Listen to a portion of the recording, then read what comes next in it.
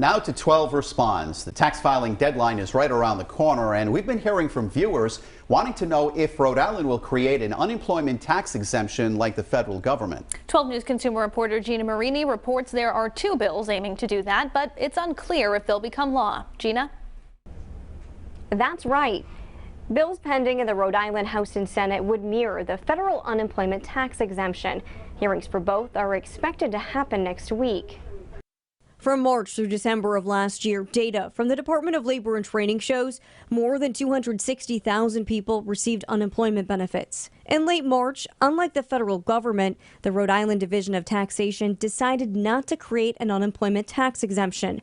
As a result, House and Senate lawmakers drafted bills to change the state tax law. I think we should continue on the path we've been following, that is, following the lead of the government.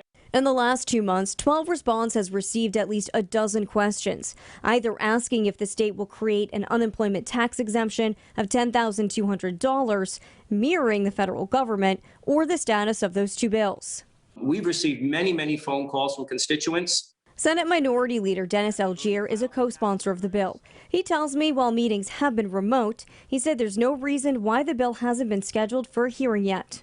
I just chalk it up as there's a lot of bills and they'll get to it. Deputy Speaker of the Rhode Island House of Representatives, Charlene Lima, is a co-sponsor of the House bill. She says she did request a hearing when the bill was introduced and says the House was in recess last week. Algier says this is the letter the Senate caucus sent to Governor Dan McKee, asking if he'd consider following the federal government's policy. So far, McKee has opposed doing so, saying it would cost the state too much money. Algier spokesperson tells me a Senate hearing will be held Monday. Lima says a House hearing should be scheduled for next week, but it's unclear when. Gina Marini, 12 News.